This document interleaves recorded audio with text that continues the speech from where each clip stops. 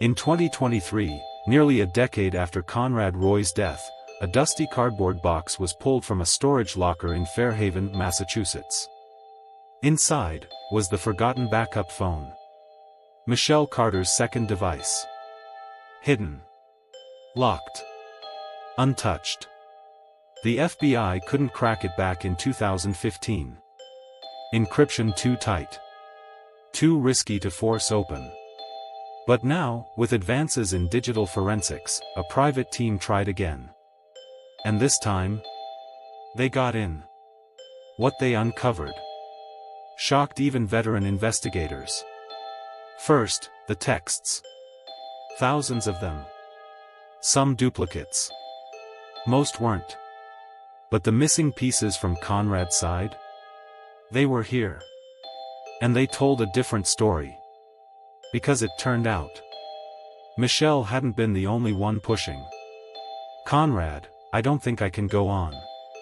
Michelle, you don't have to. Let's talk to someone. Conrad, no. No more therapists. I just want it over. Michelle, then I'll be here. Whatever you decide. These were messages the public never saw. Messages the court never heard. Messages deleted from Michelle's main phone. Not by accident. By intent. Forensic timestamps revealed they'd been manually erased. Just 2 days before her arrest. But by who? The recovery team also found something else. Voice memos. One dated July 12, 2014, the night before Conrad's death. Michelle's voice. Quiet. Broken. Crying. He said he couldn't do it. I told him not to. I begged him. But he keeps coming back to it. I don't know what to do. If he dies, they'll blame me. Another memo. He said I wouldn't understand.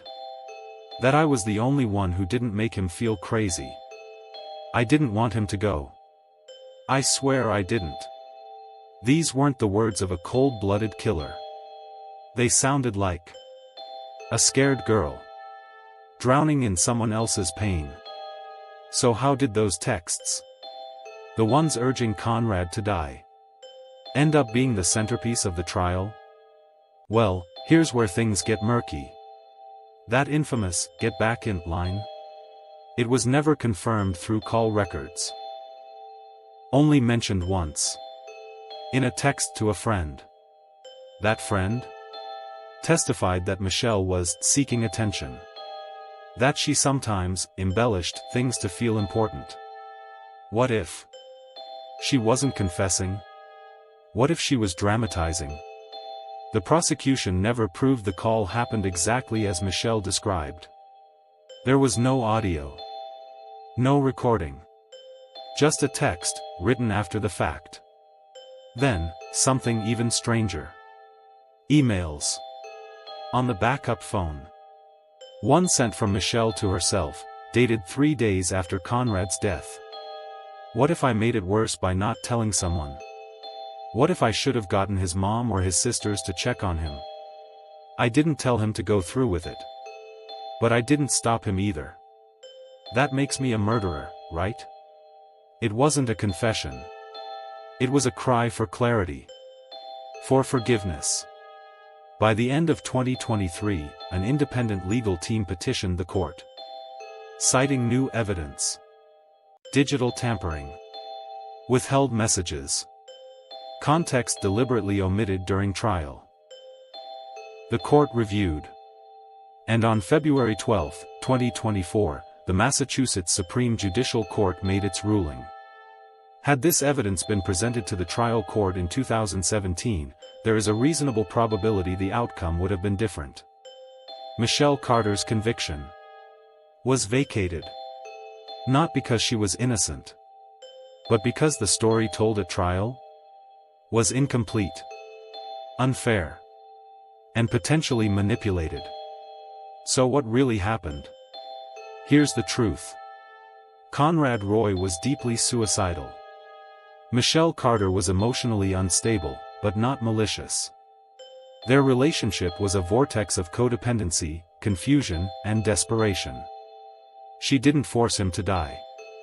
But she didn't know how to save him either. She made terrible mistakes. Said awful things. But was she a killer? The law now says. No asterisk asterisk. This case was never about just one text. It was about all of them. And the haunting question. Where does influence end, and responsibility begin, asterisk asterisk. This was the story of Michelle Carter and Conrad Roy. Not a murder mystery. But a tragedy.